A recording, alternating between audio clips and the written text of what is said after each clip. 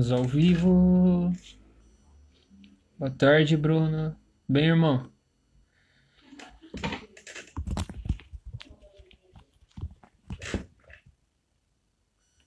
Um momento.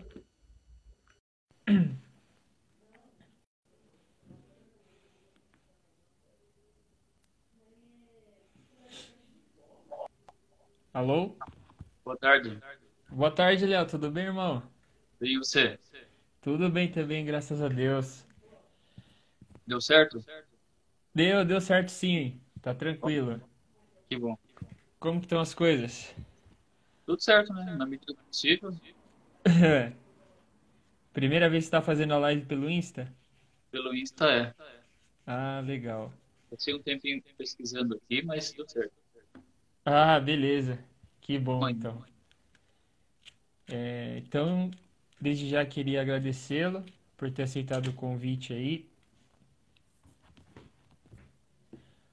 O Bruno tá falando que você tá com eco. Tenta diminuir um pouquinho mais o som do celular.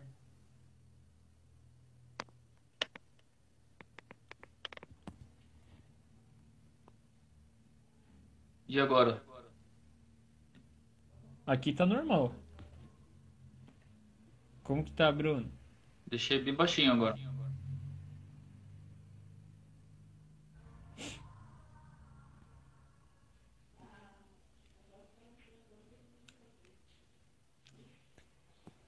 Bruno, como que tá? Bruno, testando. Por favor, editor de áudio. É. Não, é porque tem o canal do Gracie agora no YouTube, né? Hum, E a gente tá colocando os vídeos lá.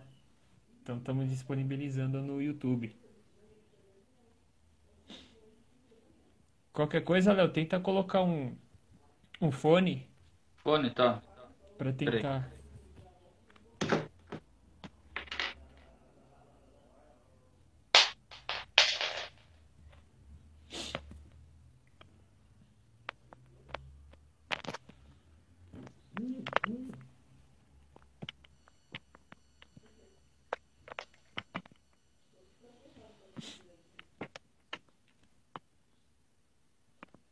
O suporte que eu arrumei aqui não ajuda muito.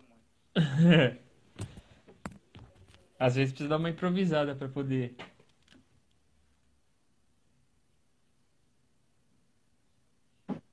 E agora? Ó, pra mim tá normal. Eu te ouço normal também. Beleza. Bruno, Bruno? consegue?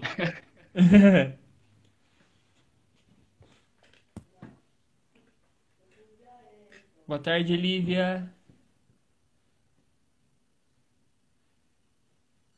O pessoal tá chegando. Sejam bem-vindos.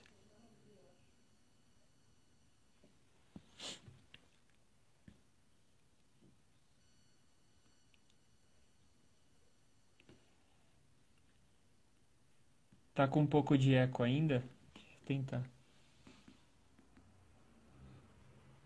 Vou tentar diminuir um pouquinho aqui Aqui eu também. baixei tudo já, tá tudo no mínimo.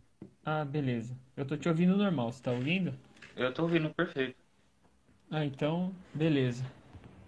Acho que não vai interferir não, porque depois ela fica sal.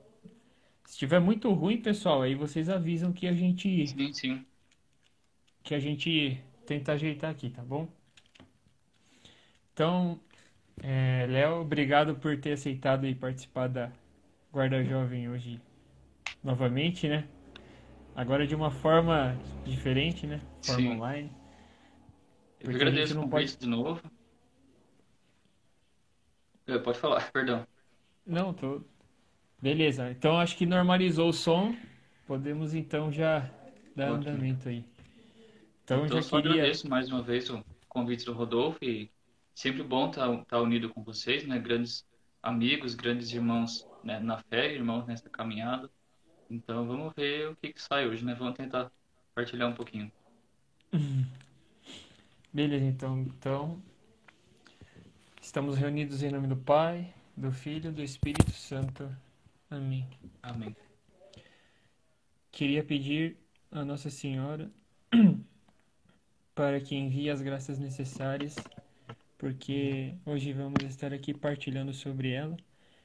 Ela que é nossa mãe, ela é mãe de todo o povo cristão, né? Hoje vamos falar um pouco do seu papel de mãe mesmo para nós, nosso auxílio, né? Hoje, por providência, é dia de Nossa Senhora Auxiliadora, né? Então ela é a mãe que está sempre auxiliando os filhos de Deus, seus filhos, para poderem trilhar o caminho mesmo, né? O caminho da fé, que cada dia mais nos ajuda a crescer em graça,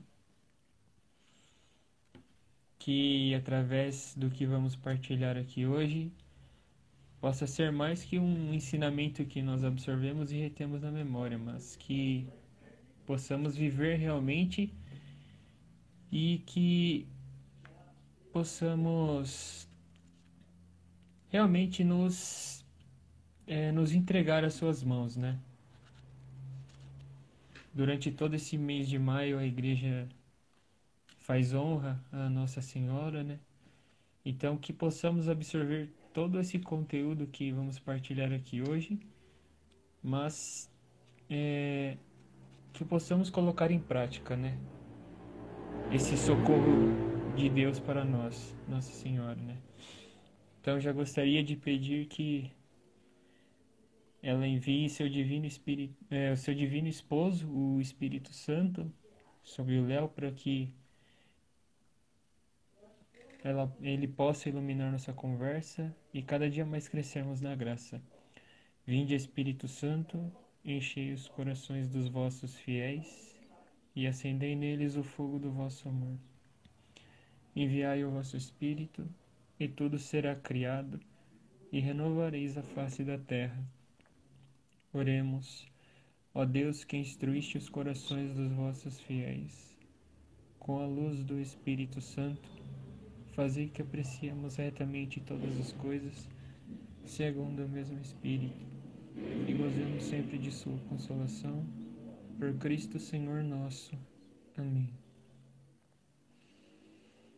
Também peço à Mãe Santíssima que derrame as graças sobre nós, para que o que vamos partilhar aqui seja colocado em prática, né? Que possamos sempre recorrer ao seu auxílio. Ave Maria, cheia de graça, o Senhor é convosco. Bendita sois vós entre as mulheres, bendito é o fruto do vosso ventre, Jesus. Santa Maria, Mãe de Deus, rogai por nós, pecadores, agora e na hora de nossa morte. Amém. Tudo que fizemos e faremos seja para a honra e glória do Deus que é Pai, e Filho e Espírito Santo. Amém. Amém. Então, irmão, já podemos começar?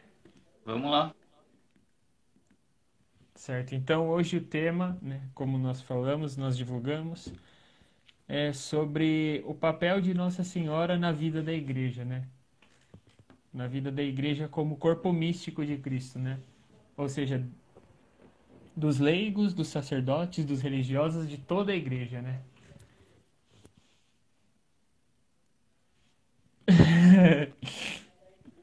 Dom Bosquinho. Só acho que o Bruno vai ter que explicar esse comentário depois. Isso. Depois o Bruno contextualiza aí. Bom, então, esse tema é bem interessante e é muito pertinente para a nossa caminhada, no nosso dia a dia e tal. Nós sabemos que... Vamos começar ali por Maria, em sua casa, quando ela recebe a visita do anjo, quando ela recebe o anúncio do anjo. Nós sabemos que Maria conhecia as Escrituras. Como que é a imagem de Santa Ana? A imagem de Santa Ana é ela explicando para sua filha as Escrituras, contando ali para Nossa Senhora, para Maria. Só que Maria não sabia que tudo aquilo ia acontecer com ela. Então, aí ela fala no Magnífica, depois já de um tempo, né? Que daquele dia em diante todas as gerações a chamariam bem-aventurada. E aí hoje a gente entende muito bem por quê, né? Só que Maria já estava na economia da salvação desde o Antigo Testamento. Ela é a mulher que vence a serpente, ela é a mulher que vai conceber e dar à luz um filho, etc. Então, hoje eu optei por dividir essa partida, essa reflexão em duas partes. E a primeira fala exatamente sobre o contexto, contextualizando Maria na economia da salvação. Como que ela entra nessa história, qual que é o papel dela. Primeiro é importante falar de como já é citado no Creio, que Jesus nasceu de Maria e não em Maria. Isso gerou muita confusão na história e até hoje alguns não compreendem bem, mas Maria não é mãe adotiva, não é barriga de aluguel. É mãe verdadeira, mãe biológica de Jesus Cristo. E o Pai, Deus Pai, concede a ela essa missão. E como é narrado, estou aqui com o catecismo. Infelizmente, eu não estou com muitos livros, muitos materiais, porque ficou quase tudo no seminário, né? A pandemia tem algumas consequências e eu trouxe basicamente pouca coisa. Mas o catecismo está aqui. No parágrafo 488, fala sobre a predestinação de Maria. E já é legal falar um pouco sobre esse termo, né? Predestinação. No cristianismo, na história da nossa salvação, não existe destino. Deus sabe o que vai acontecer, porque Ele é onisciente, mas Ele não interfere. Não é Ele que escolhe, que determina. Nós temos a escolha, nós temos a liberdade e o livre-arbítrio. Só que todos nós temos uma predestinação. Deus tem um plano para nós, Deus tem uma vontade para cada um de nós. E Ele nos revela essa vontade aos poucos, ao longo do tempo, e cabe a nós decidir se nós vamos querer seguir ou não. E a predestinação de Maria, está escrito assim: Deus enviou seu Filho, mas para formar-lhe um corpo, quis a livre cooperação de uma criatura. Por isso, desde toda a eternidade, Deus escolheu para ser mãe de seu filho, mas filho de Israel, e aí vai contar um pouco sobre a descendência de Maria. E fala que ao longo de toda a antiga aliança, a missão de Maria foi preparada pela missão de santas mulheres, de várias mulheres que são narradas no Antigo Testamento, que já vinham preparando essa história tão bonita. Ou seja, se Deus já quis a livre cooperação de Maria, daquela criatura que Ele concebeu sem pecado, Ele também quer a nossa cooperação. Então, em Maria, como eu vou falar um pouquinho, nós vemos o máximo exemplo dessa cooperação, de como nós devemos cooperar na história da salvação, na história da igreja. E aí um documento que trata bem bacana, de uma forma bem bacana sobre isso, é a Lumen Gentium, que sobre a igreja, né, Luz dos povos, Luz das gentes. A Lumen Gentium vai ter 7 capítulos sobre diversos aspectos eclesiais da igreja e o último capítulo sobre Maria, sobre a missão de Maria na igreja. Vai falar que Maria está associada na descendência de Adão a todos os homens que necessitavam da salvação. Então ela é verdadeiramente a mãe de todos os membros da igreja de Cristo, porque ela cooperou com o seu amor, com a sua simplicidade, com o seu silêncio, para que na igreja nascessem esses fiéis e fossem redimidos esses fiéis.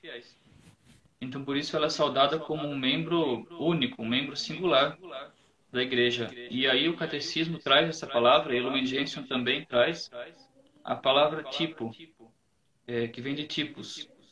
E é uma palavra curta, singela, aparece poucas vezes, mas é de uma importância fundamental. Porque o que é um tipo, né? Um tipo é uma pessoa que tem uma característica que é reconhecida por alguma coisa, por alguma virtude, por algum defeito, que seja. E Maria é reconhecida por ser aquela que disse o sim, e por ser a mãe de todos os membros que precisavam dessa salvação. Então, por isso, é consagrada como essa mãe amantíssima. Então, o Pai quis que a aceitação de Maria precedesse a encarnação, viesse antes da encarnação. Por quê? Como uma mulher contribuiu para a morte, lá atrás, Eva, Deus também quis que uma mulher contribuísse para a vida. E é o que se verifica de modo sublime, de modo único em Maria, porque ela deu à luz a própria vida, Jesus Cristo. Então, nesse sentido, Maria não foi utilizada como um mero instrumento de forma passiva, mas ela cooperou livremente, por fé, por obediência, por suas virtudes, na salvação dos homens, como ainda coopera. Maria tem o título, a denominação de corredentora. Isso ainda não é dogma. Também não sabemos, estamos à espera, né, se um dia vai ser. Talvez, acho que vocês já até conversaram um pouco sobre isso. Mas todos os dogmas nasceram vieram porque em algum momento houve dúvida. Ao decorrer de todos os séculos, os cristãos sempre acreditaram nessas denominações que vêm dos dogmas. Porém, sempre que existiu alguma incerteza, algum questionamento, algum debate mais sério, talvez até danoso, então viu-se a necessidade de proclamar como dogma. Então, possivelmente, daqui a algum tempo, não sabemos, haja o dogma da corredenção. Vamos ver. E a Lumen Gentium continua. Vai falar que é pelo dom e pela missão dessa maternidade divina que une Maria a seu Filho Redentor e pelas suas graças que Maria é, como eu falei, o tipo da Igreja, da perfeita união com Cristo, essa união que nós também somos chamados a ter com o Filho. A Igreja gera para essa vida os filhos, nós, e a Igreja, nesse sentido, também é virgem, porque ela guarda uma fidelidade total e pura ao seu esposo, e ela conserva de modo também virginal a imitação de Maria, e por virtude do Espírito Santo, uma fé íntegra, uma sólida esperança, uma verdadeira caridade, caritas, da mesma forma que Maria também viveu. E isso é muito bacana destacar, porque em Maria, a Igreja alcança aquela perfeição sem mancha, sem ruga, sem defeito, que é narrado lá atrás, no Antigo Testamento, especialmente no livro do Cântico dos Cânticos, de forma muito bonita, de forma muito poética, né?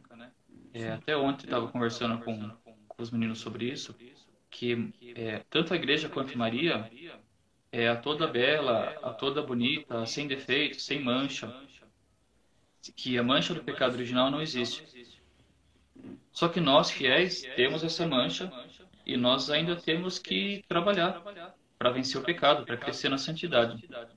Então, a Igreja nos ensina a levantar nossos olhos para Maria.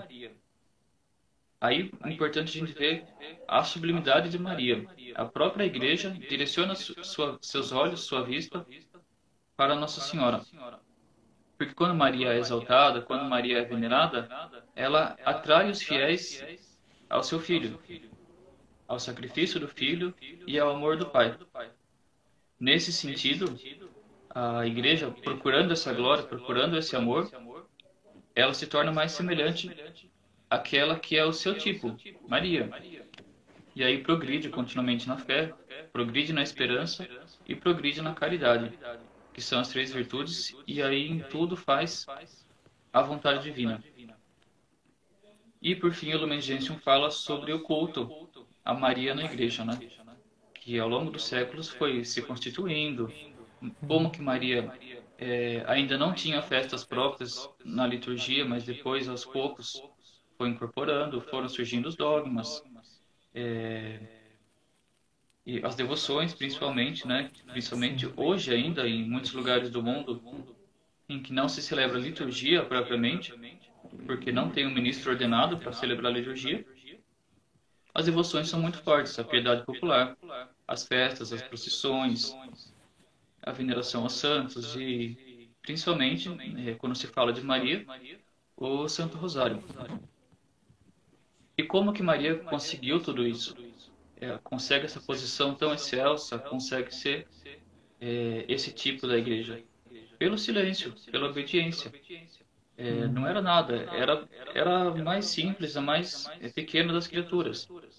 Só que, desde sempre, ela quis responder sim. Então, naquele momento que o anjo vem e anuncia, Maria não sabe, mas o anjo já sabe que ela é rainha daquele anjo. Deus manda um dos anjos mais poderosos que ele tinha, São Gabriel, e ele faz o anúncio. E ele poderia ter mandado um profeta, um homem, alguém com um sinal, uma mensagem, mas ele manda os maiores anjos e ele se submete e ele faz a saudação mais sublime, Ave Maria, uma saudação que era dirigida aos reis, aos imperadores, porque Maria era rainha e Uhum. ela merecia ser saudada dessa forma. Depois, né, que hoje a gente ia aprender muita coisa com essa teologia, mas o anjo naquele momento já sabia que ela era maior que ele. Tão pequena que era, tão simples, tão escrava como se fez, já era maior que todas as Uhum. criaturas. E aí? Sim, é muito. É incrível essa predestinação que você falou, né? Porque desde toda a eternidade Deus já via. Deus é, como você falou, onisciente. Então, já prevendo isso, já veio traçando o caminho da redenção, né? E ele começa pelo sim de Nossa Senhora, né? O início da redenção começa pelo sim de Nossa Senhora, né? Sim. E Então, pode falar. não, pode falar, desculpa. Não, depois eu já emendo aqui, pode. Não, é que é assim, às vezes nós temos um certo conceito, né? Não um certo conceito, mas é porque muitas vezes a gente não sabe que o papel mesmo de Nossa Senhora para com a igreja como um todo, né? E você falou nisso, o, fizemos uma live, né, relacionando o dogma da virgindade perpétua com a castidade, né? E exatamente, eu li uma matéria assim, e parece que foi Santo Agostinho que fez essa relação de que a figura de Nossa Senhora, né, a virgindade de Nossa Senhora é a prefiguração da esposa de Cristo, da virgindade da Uhum. esposa de Cristo, né? Parece que foi Santo Agostinho, se eu não me engano, que fez essa ligação. Então, isso é uma coisa fantástica, uma coisa linda, se você for imaginar assim, né? Tudo que a gente debate em teologia, em escatologia, na história da salvação, pode parecer bobagem, mas às vezes é muito difícil a gente imaginar que isso é real, porque é tão bonito e acaba parecendo fantasioso. Hum, Acaba parecendo uma história que alguém inventou em certo momento, ou que nos contam, como muitos que são contrários à nossa fé, costumam dizer, né, que foi tudo invenção, é para manipulação, é para poder, é para controle e tal. Mas às vezes, de tanta gente ouvir essas bobagens, a gente, não sei, pode pensar que é fantasia, porque é muito bonito, mas é real. uhum, Tudo isso é muito real. E a gente tem que rezar muito para Deus nos conceder essa ciência, esse tremenda sabedoria de que isso foi real na época, é real hoje e vai ser real sempre. uhum, É a nossa vida, é isso que nós vivemos. Maria é nossa mãe, a Santa Igreja é nossa mãe. Elas foram anunciadas há mais de 2000 anos, ao longo de todo o Antigo Testamento, e vêm sendo confirmadas há 2000 anos, com tantos milagres, tantos acontecimentos ao longo da história. E aí eu trago também novamente o catecismo, no parágrafo 972. Na verdade, todo esse capítulo aqui fala sobre Maria como mãe de Cristo e mãe da Igreja. uhum, Mas nesse parágrafo em específico, aqui fala assim, que depois de ter falado da Igreja, de sua origem, de sua missão, a melhor maneira de concluir é voltar a olhar para Maria, a fim de contemplar nela o que é a Igreja em seu mistério, em sua peregrinação da fé, e o que ela será na pátria ao termo final de sua caminhada. onde espera na comunhão de todos os santos, aquela que a Igreja venera como a mãe de seu Senhor e como sua própria mãe. Então Maria é a Mater Ecclesia, né? É a mãe da Igreja. Uhum. E São Leonardo de Porto Maurício fala que no final da nossa caminhada, Maria vai estar feliz para quando nos receber no céu, com um sorriso e um abraço de mãe. E, inclusive a beleza física de Maria, isso partilhava também ontem com os jovens, é algo que é acrescentado no nosso prêmio, por tanto esforço, por ter alcançado a salvação. Porque Maria é a representação máxima da beleza moral e da beleza física que uma criatura pode ter.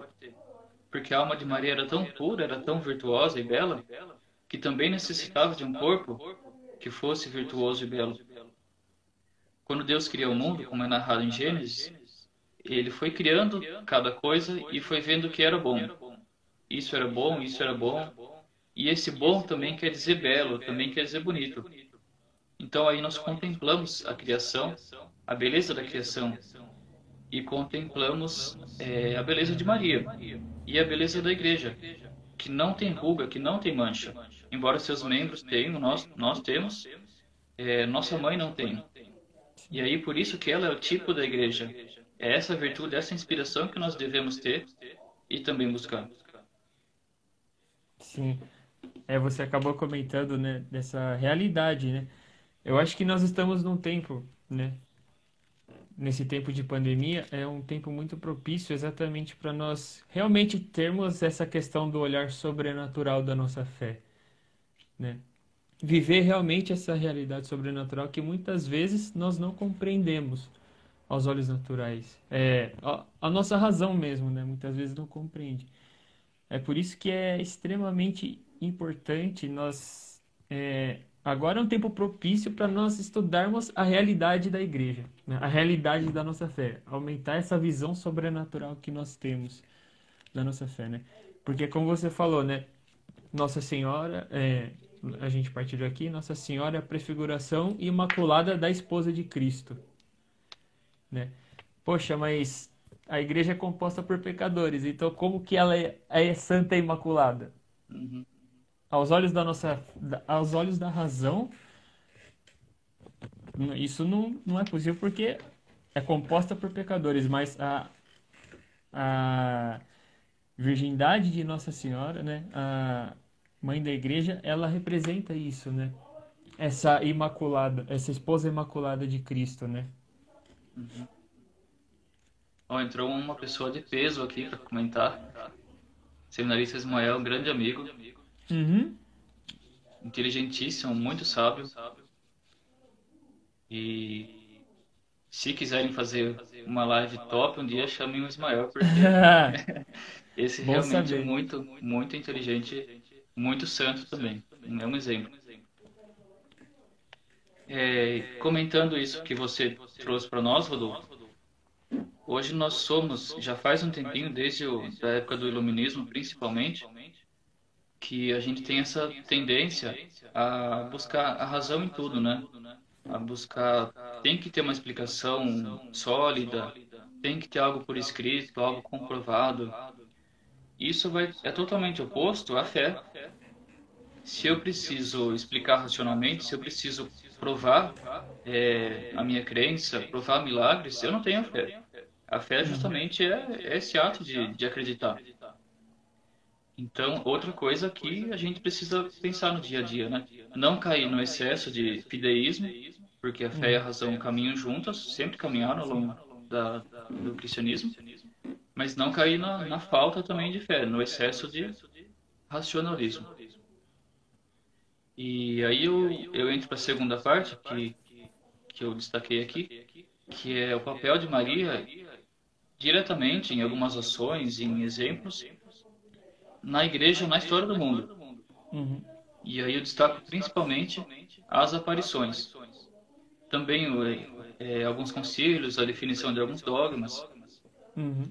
Mas as aparições em específico, eu acho que encaixa bem no tema e é muito bacana. Por quê? O papel delas não é aperfeiçoar ou completar a revelação de Cristo. O ápice da revelação de Cristo é a cruz.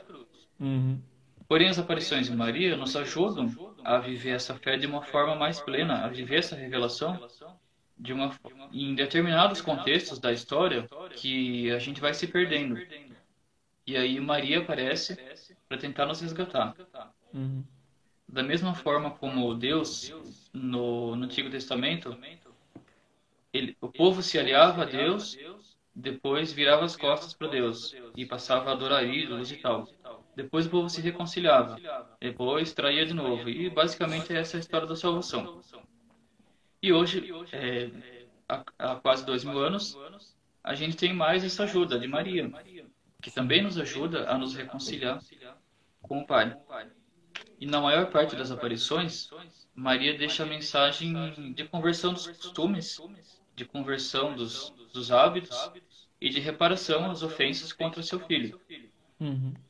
Então, vamos comentar um pouquinho sobre algumas. Eu anotei aqui para não me perder na cronologia. Ah, sim. É até legal porque, só dando um adendo aí, Sim, sim. nas algumas formações atrás nós comentamos que, nossa, acho que foi na do escapulário, da semana passada, que Nossa Senhora ela vem como aquela mãe bondosa que convive junto com o pai e já sabe a cara Uhum. do pai. Então ela vem, ó, filho, não vai por aí, faz isso porque o pai está de tal maneira, né? Então, Sim, é como se fosse dar um. Ó, faz isso, senão vocês vão entrar no reino. Mas, assim, sim, exatamente. a gente tem que sempre ter esse olhar sobrenatural, né? Que por mais que o espaço, o tempo esteja totalmente desprovido, entre aspas, desprovido da misericórdia, que muitas vezes nós não conseguimos enxergar essa misericórdia. A gente tem que ter essa noção que as aparições, né, de Nossa Senhora através da igreja sempre foi um ato da misericórdia de Deus, né? Então ela vem como uma mãe bondosa para nós, para sempre orientar o nosso Uhum. caminho, né? Sim. Então, certamente não vou falar de todas as aparições, Uhum. mas está aqui só algumas. E a primeira que eu começo é aquela conhecida como Nossa Senhora do Pilar, com Maria ainda viva. Uhum. Depois da ascensão do Senhor, que nós comemoramos hoje, nesse domingo, Sim. os apóstolos foram cada um para um lado, se separaram fisicamente, mas não espiritualmente, sempre estiveram unidos em comunhão. Uhum. E São Tiago estava evangelizando na Espanha, estava tentando, mas em um momento de muito desânimo, muita dificuldade, muita frustração, ele reza e pede a Nossa Senhora que o auxilie, que dê uma luz. E ela aparece para ele. Essa aparição é bastante difícil de entender e a gente mesmo não sabe muita coisa, porque os relatos são bastante escassos. Foi no ano 40. Uhum. Então, mas aí, por que que ela aparece? Por que que ela leva uma mensagem a Tiago? Porque a igreja estava em dificuldade. É um contexto que os missionários, os apóstolos, mesmo que ali fosse só um ou que fosse 1000, enfrentavam algum problema religioso e civil. Uhum. Às vezes o religioso vai ser mais forte, às vezes vai ser o civil. Mas ela aparece para auxiliar, porque ela é o auxílio dos cristãos. Uhum. Aí avançando um pouquinho, passando para o século IV, tem Nossa Senhora das Neves. Também vem um casal que se dirige a ela em oração, Uhum. porque eles eram muito ricos e não tinham filhos. Então eles queriam saber o que fazer com os bens, com a fortuna que eles tinham. E é chamada Nossa Senhora das Neves porque ela revela a eles que ia nevar em um monte naquela região e ali eles deveriam construir um templo, uma igreja. Uhum. E no dia seguinte, de fato, neva naquele monte. Então é uma mensagem que, como muitas outras foram ao longo da história, e às vezes a gente não entende isso, que é verdadeira, que é real. Ela fala uma coisa que vai acontecer. Uhum. Naquele caso aconteceu no dia seguinte, mas em Uhum. muitas outras que são mensagens um pouco menos diretas assim, é uma coisa muito concreta, né? Naquele monte vai nevar. Isso é algo visível, é algo muito perceptível. Uhum. Mas já em mensagens posteriores, quando ela fala de alguns sofrimentos, de ideologias, algumas coisas mais recentes, é mais complicado a gente entender do que se trata e mais complicado de aceitar, porque não é uma coisa tão concreta, é um pouco mais abstrata. Uhum. Então necessita de um maior entendimento, maior discernimento.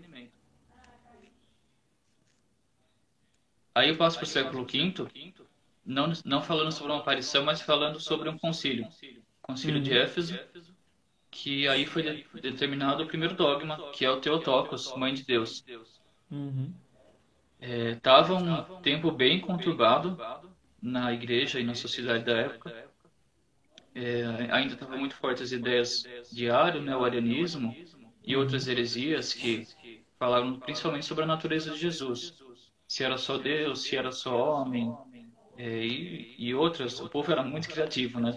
Sim. Hoje, analisando pelo que a gente conhece, mas aí tem aquela oração que era do século III. A vossa proteção recorremos, Santa Mãe de Deus. Sub tuum presidium refugimus Santa Dei Genitrix. Nessa oração já se falava que era Mãe de Deus. Uhum. Então, na época, quem convocava os concílios era principalmente os imperadores, Uhum. porque na época ainda se tinha a ideia da pentarquia, né? Dos cinco patriarcas, e Sim. o Papa era o bispo de Roma. Então, não era o Papa como a gente conhece hoje, que era Uhum. o representante de toda a Igreja Universal. Então, era um debate religioso e civil. Uhum. Era muito, muito forte essa conexão entre o império e a E fé. a igreja, isso. Sim, E é legal você ter citado isso, né? Aí, com relação à pentarquia mesmo, né? Quer dizer, desde aquele século já se tinha a ideia de universalidade da igreja mesmo, né? Então, Maria sendo mãe de toda a igreja, né? Representando os cinco patriarcados, né? Roma, sim. lógico, principalmente, né? Através dessa sucessão de São Pedro, né? Mas já tinha, através dos cinco patriarcados, essa ideia, né? Instituir essa ideia de que Uhum. Nossa Senhora seria mãe de Deus, mãe da igreja, e mãe de igreja por consequência, né?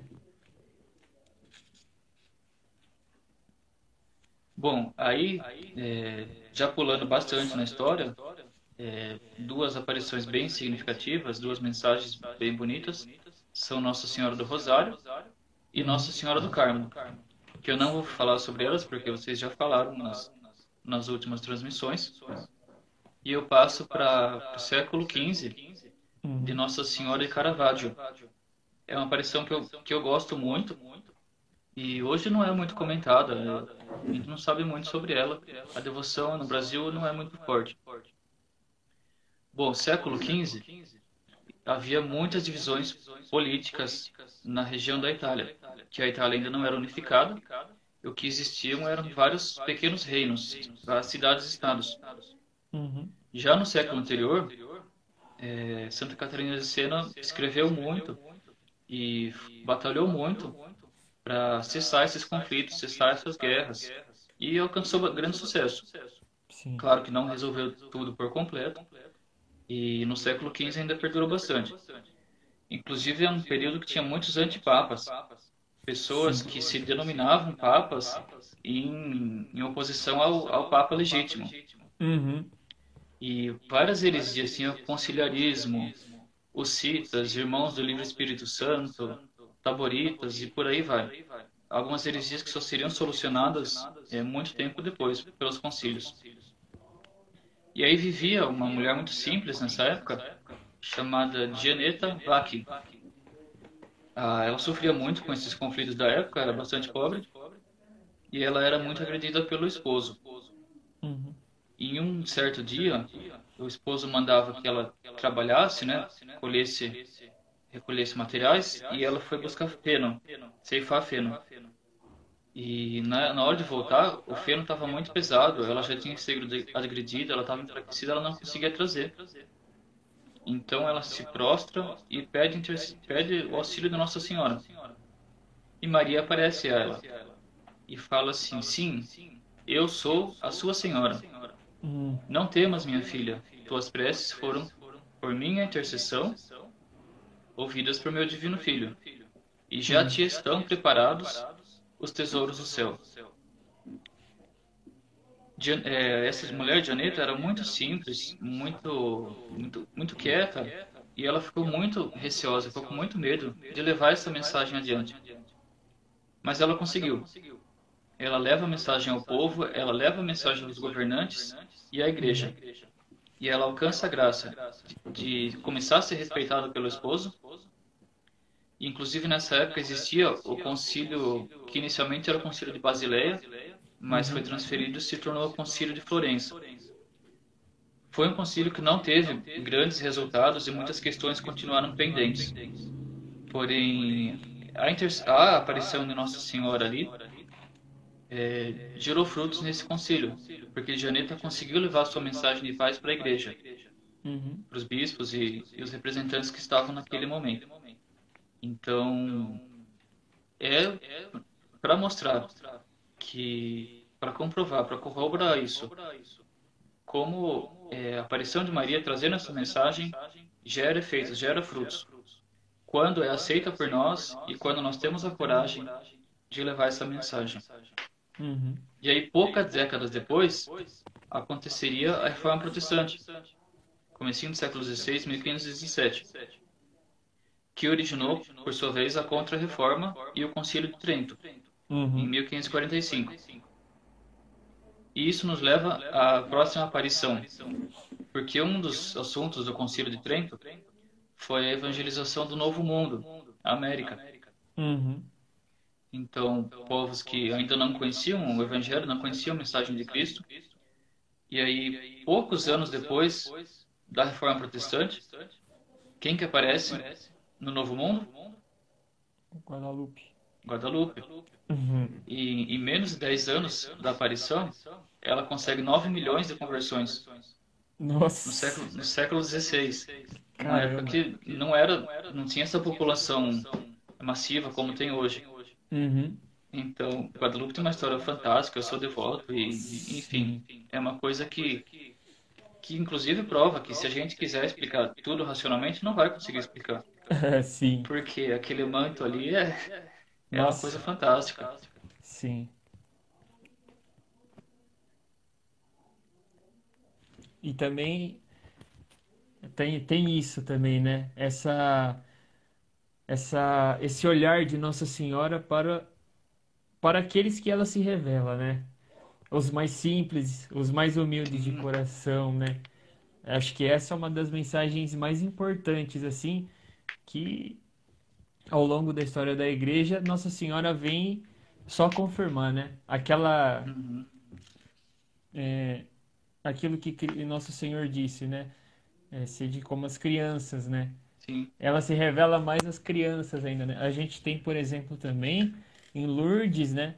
A Santa Bernadette, a aparição dela, a Santa Bernadette, né?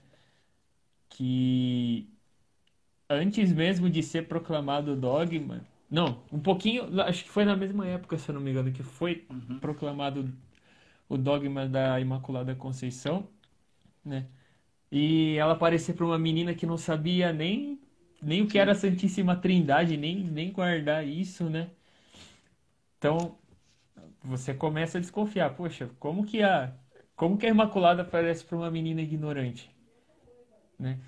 E é muito legal destacar isso, né, Léo? Nossa Senhora, como nossa mãe, ela é formadora da nossa alma, formadora dos nossos uhum, corações, né? sim, E por consequência, né? Por consequência não, né?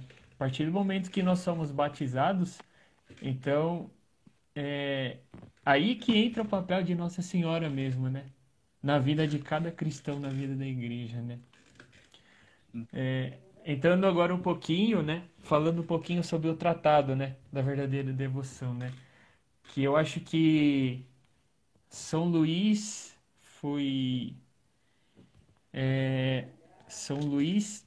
ele revelou bastante coisa ele trouxe bastante coisa para a igreja, muita formação espiritual para a igreja, né? Contribuiu Uhum. muito para Sim. a devoção à Nossa Senhora, para entender realmente essa realidade da relação de Nossa Senhora com o povo cristão, né? E ele diz claramente no tratado, né, que a verdadeira devoção é uma renovação do nosso batismo, né? E como que acontece isso? É muito incrível essa parte estrutural, né? Quando nós recebemos o batismo, né, o Espírito Santo vem e habita em nosso coração, Uhum. né? E para fazer com que uma alma frutifique e gere fruto, né, ela precisa estar unida à Nossa Senhora, para que Cristo seja Sim. gerado no nosso Sim. coração, Sem na dúvida. nossa alma, né? É muito interessante esse ponto que São Luís aborda no tratado, né? É claro, e, parece, o tratado, infelizmente, ainda não chegou a todas as pessoas, ainda não teve um Uhum. alcance necessário, né? Mas ter essa noção de que Nossa Senhora, desde sempre Deus a escolheu para ser mãe do filho, né? Ele até aborda a questão de que, como Maria, ela seria mãe de Cristo cabeça e não seria mãe do corpo de Cristo. Uhum. Sim. E é muito bacana o que você falou sobre ela aparecer para os menores, para os pequenos, né? Uhum, No começo do século XVIII, ela não aparece no centro do Rio de Janeiro ou no centro de São Paulo. Ela uhum, aparece, na verdade não é aparição, né? É o encontro da imagem, uhum, mas quem encontra são três pescadores muito simples que estavam num momento de aflição, num lugar que alguém jamais imaginaria. Então aí Nossa Senhora Aparecida que também ajuda certas pessoas e depois ao longo dos anos vai tendo muitos milagres, muitas histórias de conversões e de auxílios mesmo, materiais e espirituais de Nossa Senhora Aparecida. Mas aí chegando em Lourdes, uhum, contextualizando um pouquinho a França ali, né? uhum, Final do século XVIII, 1789, Revolução Francesa. uhum, Tinha o chamado liberdade, igualdade e fraternidade. uhum. Não tinha nada de liberdade, porque você ficava aprisionado à ideologia revolucionária da época, você não podia ser contra, e isso perdura ainda hoje. Uhum, Não tinha nada de igualdade, porque é uma igualdade falsa, na realidade, porque as pessoas não são iguais. sim. E, na verdade, o que acontece? Hoje, alguns padres e pessoas não cristãs, mas alguns padres, principalmente da teologia da libertação, pegam o antônimo de igual e dividem em dois, o diferente e o desigual. E falam que as pessoas são diferentes, mas não são desiguais, colocando as pessoas em uma igualdade, principalmente no sentido de hierarquia, de poder. Uhum, Só que Deus vai nos falar que as pessoas são diferentes e são desiguais. sim. Isso eu já vou explicar. E tinha o princípio da fraternidade, que é um absurdo porque é só ver pelas 16 irmãs carmelitas que foram condenadas e foram mortas, Uhum, simplesmente porque eram irmãs, eram religiosas. Foram acusadas de fanatismo. Ou seja, se você não pensa da mesma forma que os irmãos, sinto muito. uhum, E o espírito da Revolução Francesa durou muito tempo e ainda hoje a gente sofre muitas das suas consequências. Só que algumas décadas depois, alguns anos depois, já no comecinho do século XIX, Maria aparece várias vezes na França. sim. E três são as principais, mas existem mais relatos. A primeira em Paris, para Catarina, Uhum, depois La Salette, que acho que das três talvez seja a menos difundida ainda hoje, mas eu acho que tem uma mensagem incrível que a gente deveria recorrer mais vezes. E depois Lourdes. uhum, Lourdes em 58. Mas em 54 ocorre o dogma da Imaculada Conceição. uhum, E aí é o Papa e, consequentemente, Deus falando que as pessoas não são iguais e as pessoas são desiguais. Por quê? Ele escolheu Maria. Maria é diferente de nós e Maria é desigual a nós. Uhum. Nenhum de nós foi concebido sem pecado original, somente ela. Então, Deus, ao mesmo tempo que escolheu reis ao longo da história, escolheu outras pessoas para outras funções, escolheu Maria para ser a mãe do Salvador. Uhum. Então, confirmando aí que aquela mensagem da revolução, aquela mensagem de questionar tudo que a igreja ensinava e questionar a hierarquia, questionar a subordinação, era falsa. Uhum. E aí em Lourdes isso se confirmou, quando a própria Nossa Senhora fala, eu sou a Imaculada Conceição. Isso é Sim, uma coisa belíssima. sim. É, e a questão dela aparecer aos mais simples de coração, né? Eu acho que, né, Nossa Senhora, como uma boa mãe, ela sempre vem através de todas as suas aparições mesmo, né? Ela se, ela aparece aos que têm um coração verdadeiro, né? Uhum. Um coração que quer apenas fazer a vontade de Deus. Você falou dessa parte de desigualdade, dessa realidade da desigualdade mesmo, né? Santa Catarina de Sena, né? Conforme o pai revela a ela, ele fala que realmente eu fiz as pessoas diferentes, cada um eu dotei com uma virtude diferente para que Uhum. possam se apoiar, né? E ter esse sustento mesmo e que possam ajudar a chegar à eternidade, né? E mas a questão, porém, aqui a gente volta nas crianças, né? De ter o que Deus quer realmente é que todos nós sejamos simples de coração, né? Essa é uma verdade e a simplicidade de coração é nada mais nada menos que querer fazer a vontade dele, né? Uhum. Em Sim. nossa vida. E as aparições nos ajudam muito a compreender isso, né? Quando você falou sobre Nossa Senhora do Pilar, eu não sabia até então essa história, né? Faz alguns meses que eu me aprofundei um pouco mais nessa verdade, né? E Uhum. é muito belo que, né, o auxílio dos cristãos, né? Então, mesmo ela viva, ela apareceu a Santiago, né? E é interessante contextualizar que havia já naquela época a perseguição dos povos islâmicos, né? Era uma dura batalha contra o povo islâmico que os cristãos estavam passando dificuldades, né? Então Nossa Senhora é esse auxílio de Deus em toda a história da igreja, Uhum. né? Vem sempre trazendo a mensagem do Pai. Ano passado, se eu não me engano, né? Teve a aparição, 40 anos depois, né? A aparição de Akita, né?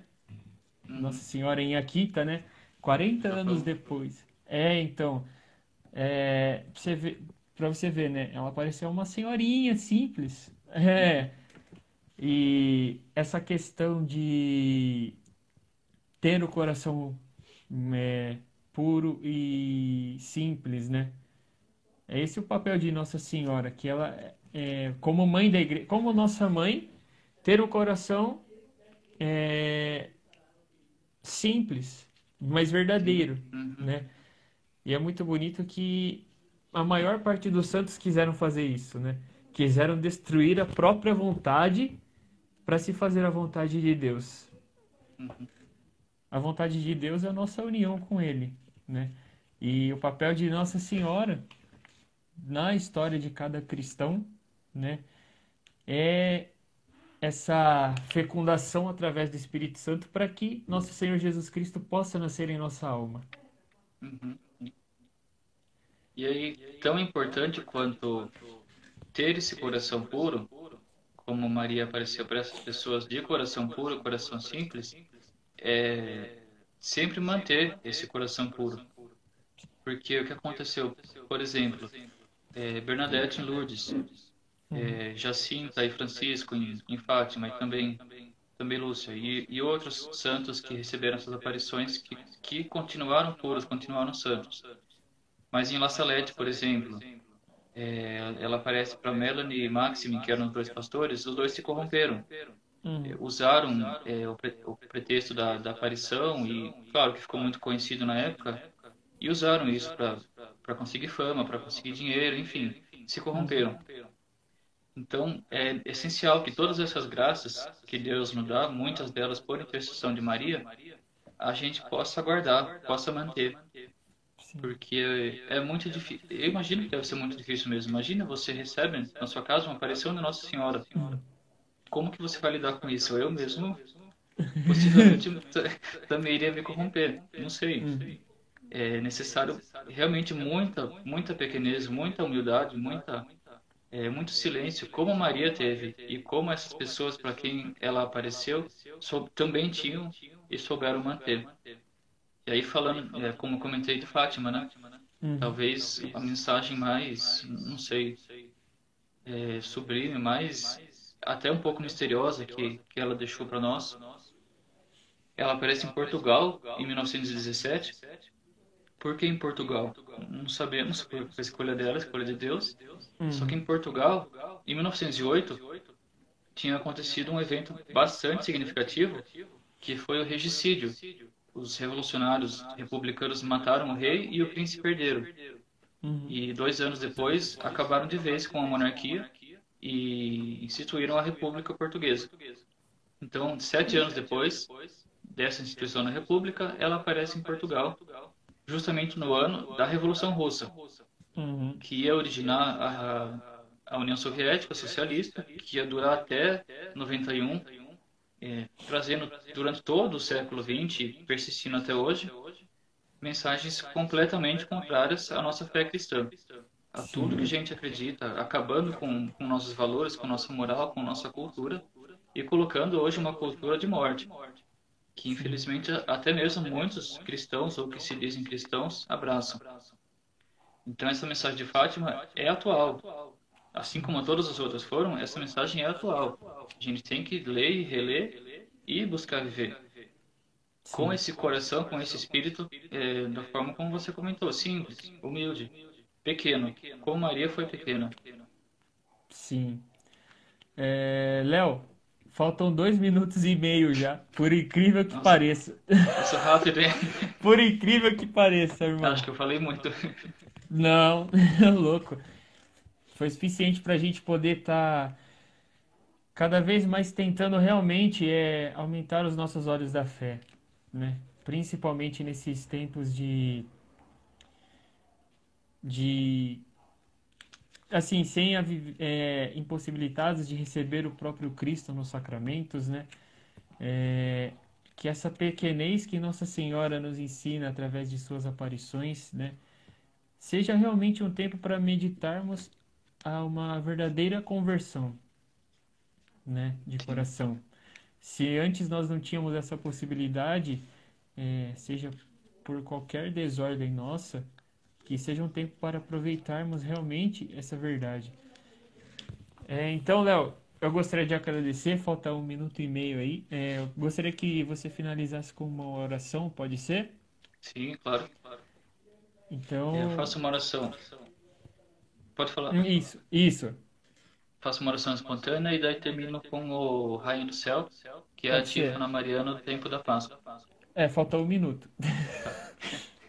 Então, peço a intercessão de Nossa Senhora, Nossa Rainha, Santíssima Virgem, que sempre interceda principalmente por nossa vocação, por nossa missão nessa terra, essa missão que muitas vezes nós falhamos em descobrir, falhamos em seguir, mas que com o seu auxílio, com o seu amparo, com a proteção de seu divino mano, nós possamos sempre descobrir essa vocação e sempre seguir essa vocação.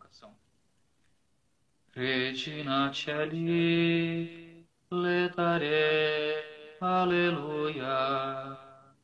Quia quam eruisti portare, alleluia. Resurrexit sicur dixi, alleluia. Ora pro nobis Deum, alleluia.